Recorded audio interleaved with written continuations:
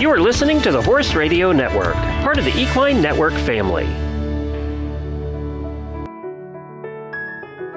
What happens when horse girls grow up? Find out on this episode of Barn Stories.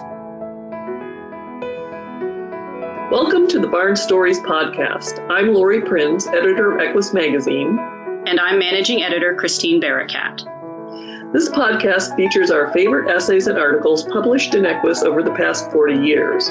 Although Equus is known for articles on horse care and veterinary research, our editorial mission has always been guided by the bond that exists between horses and people. And each issue has featured a real-life story that celebrates how horses enrich our lives and touch our hearts. We've searched our archives, chosen the stories that resonated with our readers, and given them new life in this audio format. Longtime subscribers may recognize some of their favorite pieces. And if you're new to the Equus community, these stories will confirm that no matter what sort of saddle you sit in, a deep emotional connection to horses is something we all share. This essay is, on one level, the origin story of a horse girl. The author, Heidi Furseth, comes from a family that doesn't share her enthusiasm for horses, but that doesn't stop her. She makes horses a part of her life, and they help shape who she is. This is a story you've probably heard before and possibly even lived yourself. Anyone who loves horses will appreciate it. I think the best part of this essay comes at the end of it, when she reflects on her transition from horse girl to horsewoman.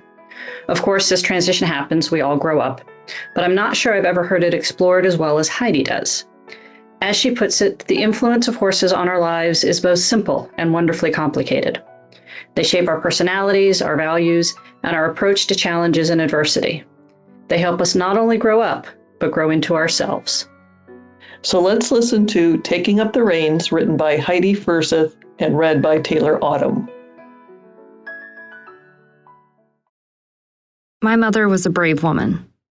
With my brothers and me in tow, she'd run errands at the corner drugstore, knowing full well she was entering a minefield of childhood greed, where aisles of toys, candy, and comic books invariably triggered a deafening chorus of, "I won!"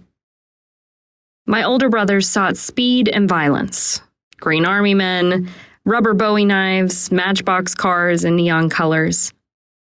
For me, my mother usually chose something she thought a little girl should have. A pink purse with fake gold coins, a toy compact with candy lipstick. And as a toddler, I was content with whatever I got. Until one day, everything changed.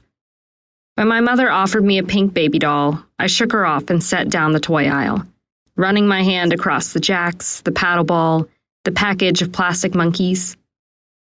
My mother told me to hurry, and I felt the tears start. None of these toys would do. Desperately, I cast my eyes upward, and there, among a group of porcelain figures, I saw it. A small china horse. I don't know what it was about the bay foal that caught my attention. The arched neck, the perfect star, the rich, ruddy color. But there was something right about him, and I had to have him. I pointed to the horse. "Oh, no, honey, you just break it." "No, I won't." My mother bought me the doll and thought that was the end of it. But no, it was as if I had glimpsed into my future and now was in a hurry to get there. With the determination and optimism that only small children possess, I kept up my campaign for the China horse. Finally, on my 4th birthday, I opened the smallest present last, and there he was, the little bay foal. My mother reminded me one last time to be careful, but she didn't need to tell me. I couldn't have prized him more if he'd been made of gold. He became my most precious possession. Mine in a way nothing else was. When the inevitable happened and I went crying to my mother, she looked down at the horse's broken leg and sighed. "I told you to be careful playing with it." "I wasn't playing," I sobbed. I was sleeping with him." My mother gave me a strange look. For Christmas that year, I got the bay foal's sister, a coquettish gray with white feet. Legs and tails eventually broke off, but it didn't matter. I loved them for what they represented. Horses. My obsession only grew over the years. The porcelain foals were followed by Breyer models. Instead of David Cassidy and Bobby Sherman, my walls were plastered with pictures of Secretariat. After devouring every horse book in children's literature, I scoured the adult section of the public library for more. Soon, I knew all of the breeds, colors, and parts of the horse. I knew the difference between mares and stallions long before I understood anything about girls and boys. And I had to have a horse of my own. My parents called me horse crazy, but it was they who would be driven mad. A horse was the single item on every Christmas list, the single wish over every birthday candle, the silent longing on every star. My parents reminded me that horses belonged on a farm, and we lived in the city. When I suggested we move, they just laughed. But then, one day, we did. After the third burglary in our suburban neighborhood, my parents bought a house in the country. Soon after, a dealer pulled up and unloaded Amber, a 4-year-old chestnut mare with a blaze on her face and a knowing look in her eye. I thought she was the most beautiful thing I'd ever seen. Infatuated, I petted her nonstop. Irritated, she nipped me. Are you a new horse owner looking for guidance? Look no further. My New Horse is your dedicated partner in the exciting world of horseback riding. We offer essential care tips, budgeting tricks, and a supportive community just for beginners like you. Join us in fostering a welcome community for all horse enthusiasts. Visit mynewhorse.equusmagazine.com to embark on your journey with confidence. My New Horse, your trusted companion in horse ownership. Thus began our relationship. Despite all my reading, I found I knew nothing about the nature of horses, while Amber knew all she needed to know about humans.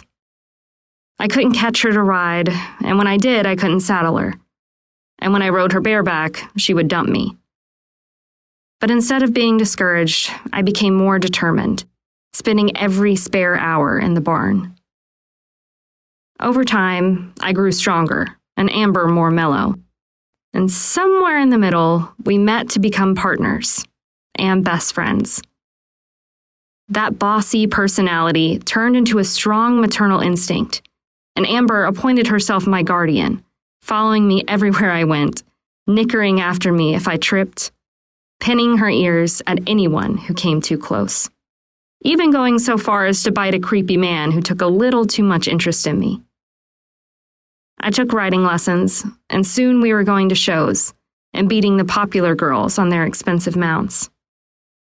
And during those years, when bad skin and hormonal angst shakes the self-esteem, I had the one thing that every teenage girl yearns for: a partner who truly loved me.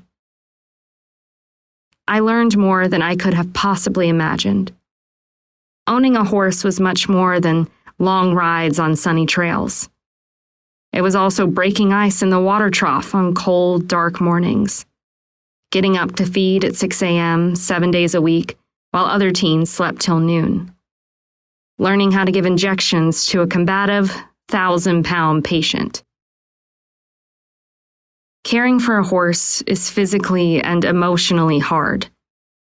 But what I discovered was that if I had to do something for Amber, I could do it, no matter how scared or tired I was. At an age when my friends were addicted to Harlequin romances, I'd already learned that love was not always romantic, and commitment was sometimes tedious, but that a real relationship could be far more rewarding than any novel. I kept Amber through high school and college, but the people around me made it clear that girls were expected to outgrow their infatuations and move on to real life. For years, I ignored them, but when Amber was 27, she colicked, and I was forced to put her down. It felt like I was putting my childhood to sleep with her. After her death, my life did change. I moved to a city and got a job, a condo, and a boyfriend. I went to concerts and plays and ate at the trendiest restaurants, but I always felt like I was just going through the motions of adulthood. Then I'd catch the smell of leather in a shoe shop, the sound of someone biting into a crisp apple, a police horse clip-clopping down the street, and I would be filled with longing. Thinking I could get horses out of my system, I signed up for a lesson at a local stable. To my mortification, my head remembered riding, but my body had forgotten all the moves. So I took a few more lessons. Riding once a week became twice a week, then 3. Then one day, on the way to the stable, I saw a for sale sign in front of an old farmhouse, and on a whim, I stopped. The house was ancient, but the land was horse-ready. I'm a woefully non-spontaneous person. But before I knew it, my condo was sold, I had a new job, and I was living in the country once again. The leaky roof and sinking foundation didn't matter. I got one horse, then another, and another. Once again, horses changed my life, down to the roots, and filled my days with an endless cycle of feeding, mucking, and filling water. With riding, a paying job, and sleep fit in between all the work somehow.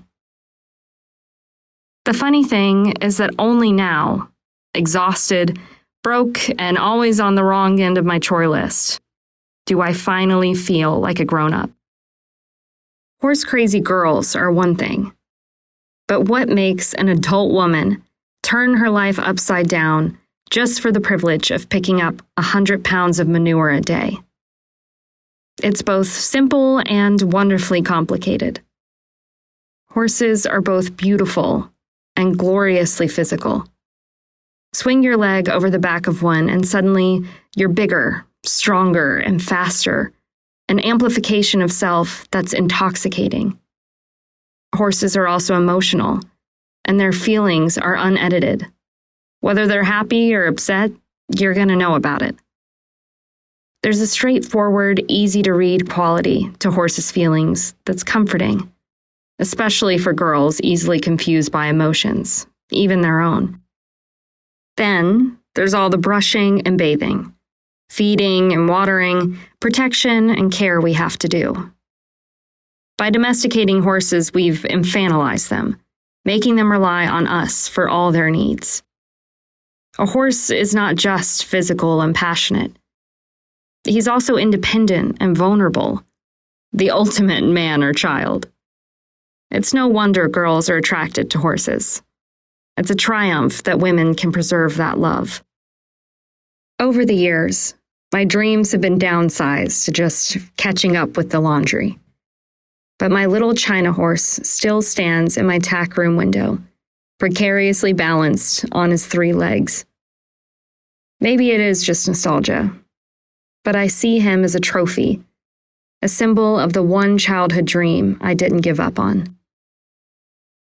I see my successors everywhere. Girls shyly petting carriage horses in the park, children bouncing on the backs of ponies at the fair, teenagers proudly showing their horses, winning not just ribbons but their place in life. Once a 100-pound girl learns that she can control and care for a 1,000-pound horse, the world is hers for the taking.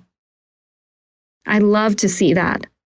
Love that in this time, when kids text instead of talk, and we takes the place of real sports, some girls still prefer to be outdoors, in the company of warm-blooded creatures who don't have a Facebook page. We may live in an age of instant information, but the real-life lessons we need to learn can't be found on a screen. Lessons like how love is something you do, not make, and how most days it has more to do with manure than magic. How it makes you brave, even in a drugstore. See, that's just it. Horses don't make girls crazy. Horses make girls into women. Thanks for listening to Barn Stories. We hope you enjoyed this episode. If you have a favorite article or essay from the Equus archives that you'd like us to feature in a future podcast, let us know. You can reach us at equusbarnstories, all one word, at gmail.com. Did you enjoy this episode of Barn Stories?